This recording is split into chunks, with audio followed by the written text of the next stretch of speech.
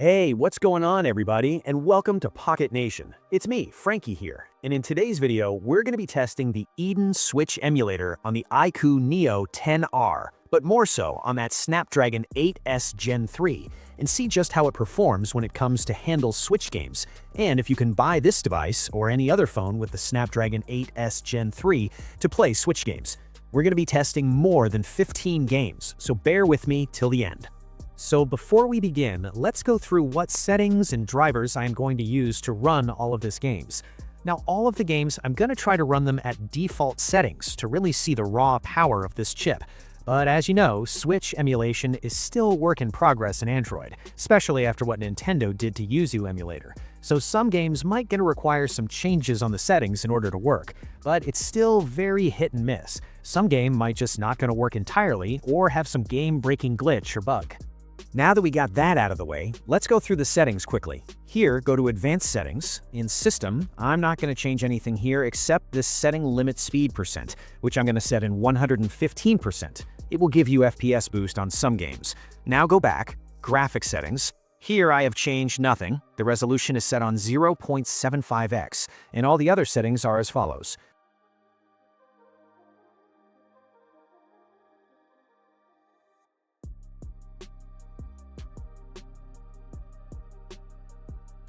Now on the Eden's Veil, and here I have also changed nothing, everything's at default.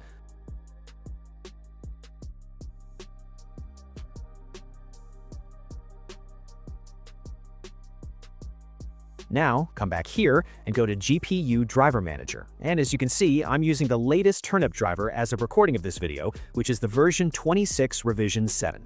Okay, so that's enough for the settings. Now let's start our gaming test.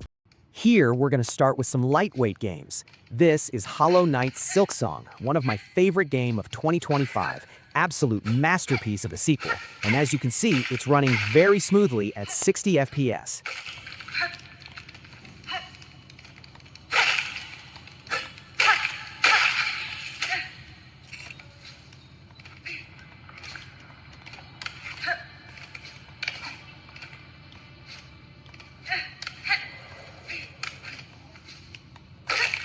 Next up is the Prince of Persia: The Lost Crown, and as you can see, the game looks and runs great.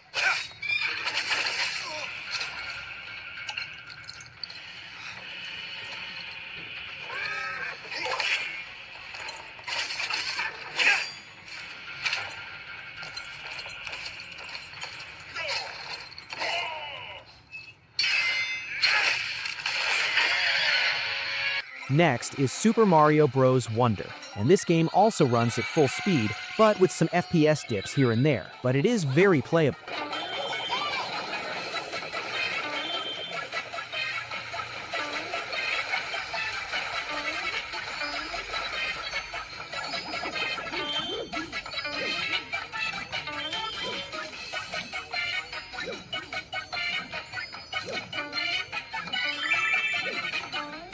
Next up, Terminator 2D No Fate.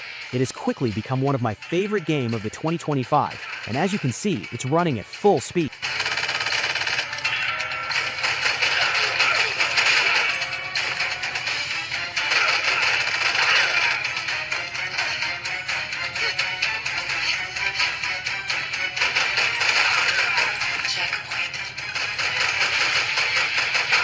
This is Crash Bandicoot N. Sane Trilogy, and this is one of the most playable games in this emulator, and this device has no problem running it at full speed.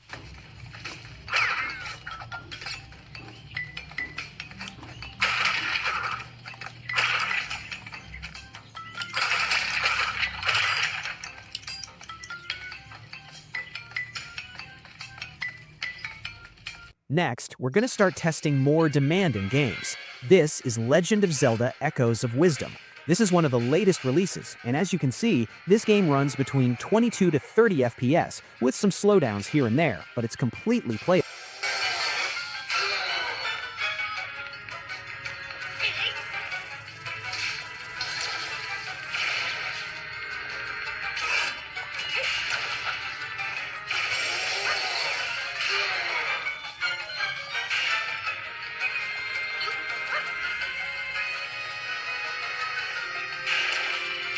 This is Super Mario Odyssey, and surprisingly for me, this game actually runs at full speed, compared to Legend of Zelda Echoes of Wisdom, which I thought will be easier to run than this, but guess this game being older comes to the factor.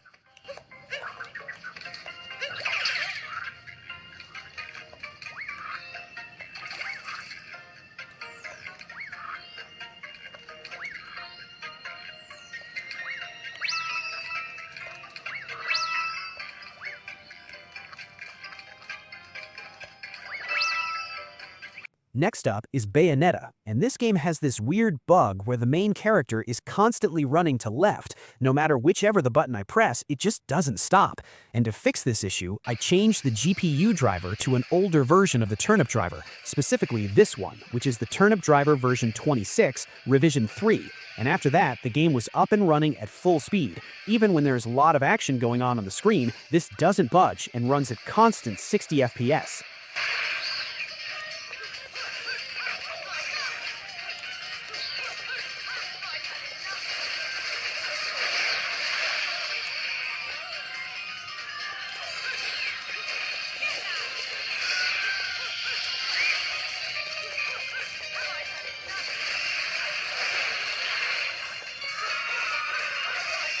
Next up is Resident Evil 5, and this game does not run at full speed constantly, as you can see here.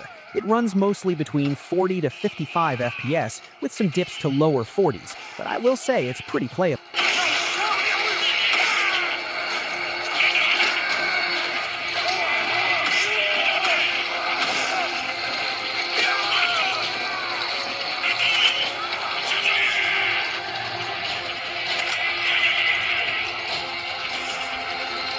Next up, I tried Mario Kart 8 Deluxe, and this game does not run even on a playable FPS. As you can see, the game runs mostly 20 to 30 FPS, but it also runs in a slow motion state, which just for me is not a good playable experience.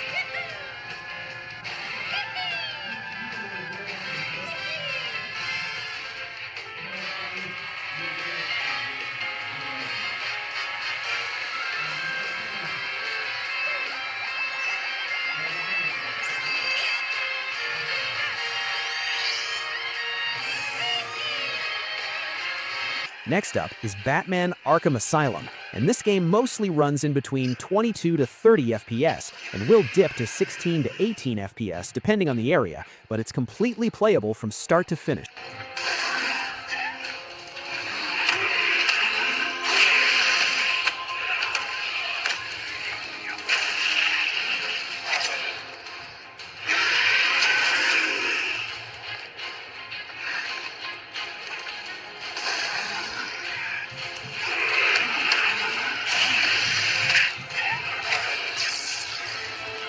This is Pokemon Legend Arceus, and this is one of those games that runs at full speed with some minor dips here and there.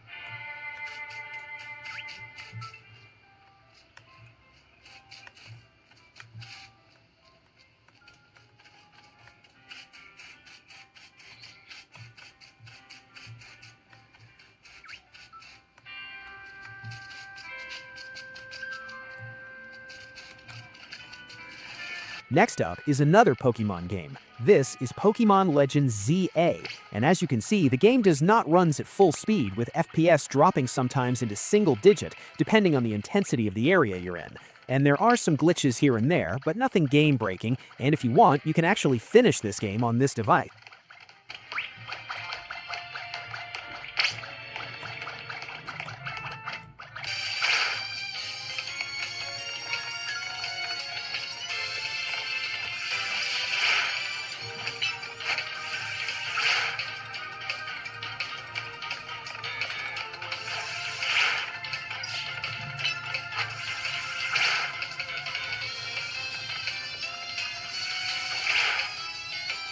Lastly, I tried Legend of Zelda Breath of the Wild, and this game runs in between 22 to 30 FPS, sometimes dropping to 17-18 FPS in some areas or during combat, but I will say this actually runs at a very playable state.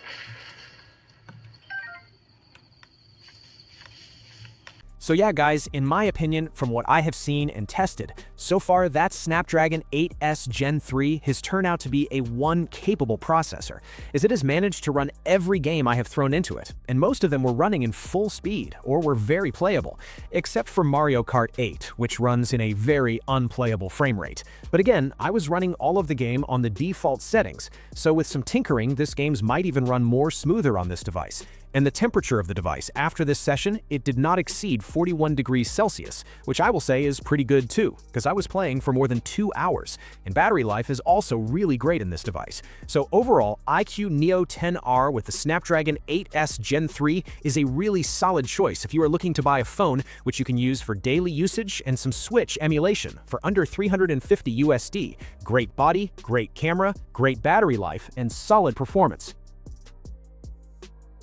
Anyways, that was it for this video. If you are interested on checking out more about emulation on Snapdragon 8S Gen 3, then you might want to check out this video too. Again, thank you for watching, and I'll see you guys on the next one. Till then, a very happy gaming to you.